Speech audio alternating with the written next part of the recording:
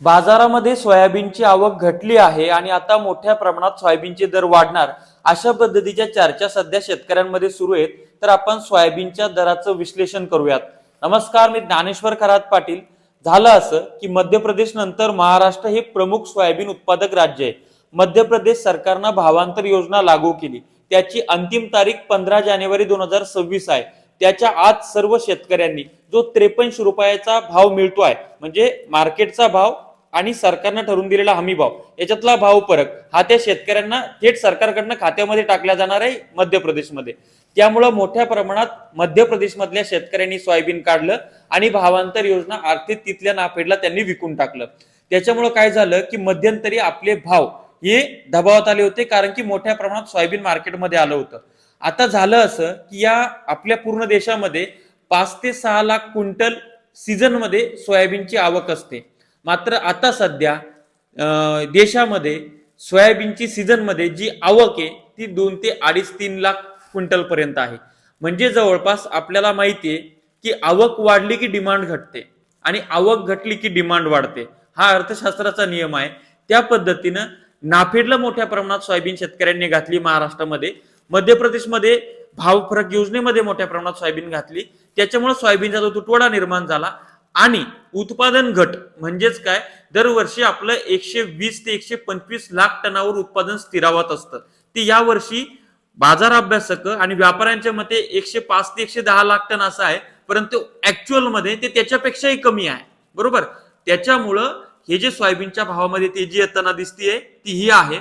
आणि सोयाबीनचे मार्केटचे रेट आजचे प्रक्रिया प्लांटचे मध्य प्रदेशचे 5,000 आहेत, आपले 51-52 आहेत आणि शेतकऱ्यांना ऍक्च्युअल मिळणारे दर बाजारात हे 4,600 ते 4,800 दरम्यान आहेत.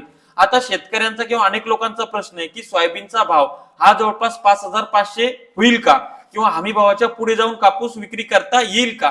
तर त्याचं कारण असं आहे, त्याचं उत्तर असं आहे की जानेवारी एंडिंग किंवा फेब्रुवारी पर्यंत आपल्याला 5,300 म्हणजे हमी भावाचा दर त्या ठिकाणी मिळू शकतो खुल्या बाजारामध्ये. तर अशा वेळेस शेतकऱ्यांनी काय करावं, तर एमपीच्या शेतकऱ्यांसाठी 15 जानेवारी पर्यंत भाव फरक योजना आहे किंवा भावांतर योजनेमध्ये ते त्यांची सोयाबीन घालू शकतात. विषय आपल्या महाराष्ट्राचा आहे. तर महाराष्ट्रातल्या शेतकऱ्यांनी जर का मार्केटचा भाव आणि नाफेडचा भाव याच्यामध्ये 300 रुपयापेक्षा जास्तीचा फरक जर असेल तर नाफेडला सोयाबीन घालणं पसंती करावं. त्याच्यामुळं आपण नाफेडची नोंदणी करून ठेवायची आहे. सध्या थांबायचंय. खुलं मार्केट जर पुढे जात असेल तर अजून थांबू आणि आपण याला विकू. दुसरा महत्वाचा मुद्दा म्हणजे काय की अमेरिकेतलं जीएम सोयाबीन भारतामध्ये येण्याचा काय संदर्भात तो करार वगैरे आहे, तर तो काय होताना दिसत नाहीये. कापसाच्या बाबतीत असेल किंवा सोयाबीनच्या बाबतीत असेल, देर आहे दुरुस्त आहे या म्हणीप्रमाणे केंद्र सरकार अनुकूल आहे. मात्र मला वाईट असं वाटतंय की जो अल्प उधारक आहे, जो छोटा शेतकरी आहे, तो बिचारा अतिशय कमी भावामध्ये आपला शेतमाल विकून मोकळा झालेला आहे.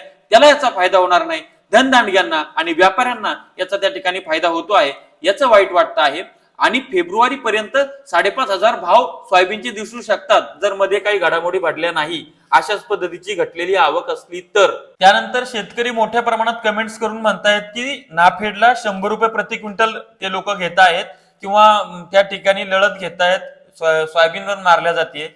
तर ही व्यवस्थित चूक आहे. नाफेड सेंटरवाला आणि सरकार आपण दोघे भाऊ भाऊ आणि मिळून शेतकऱ्याला लुटून खाऊ अशा पद्धतीची परिस्थिती होत असेल तर याला आळा बसला पाहिजे आणि यासाठी शेतकऱ्यांनी दबावगट निर्माण केला पाहिजे आणि व्यवस्थेनं असा कायदा किंवा धोरण आणलं पाहिजे की एकाही शेतकऱ्याच्या संदर्भात अशी बाब घडली आणि त्याचा जर पुराव्यासह समोर आलं तर त्याचं नाफेड हे कायमस्वरूपी बंद करून टाकायला पाहिजेत. अशा हरामखोरांचे नाफेड ठेवायला पाहिजे नाही, जे शेतकऱ्यांची लूट करतात. जे बाकी चांगली हे करतात त्यांचं आपण स्वागतच करतो. तर अशा पद्धतीच्या सोयाबीनच्या भावाची अपडेट आहे. व्हिडिओ कसा वाटला कमेंट्स करून सांगा. शेती माती संस्कृतीसाठी अशाच नवनवीन व्हिडिओसाठी चॅनल सबस्क्राईब करा, साईडला असलेलं बेल आयकॉन दाबा. तुर्तास थांबतो, आपली रजा घेतो. आपलाच ज्ञानेश्वर खरात पाटील. धन्यवाद.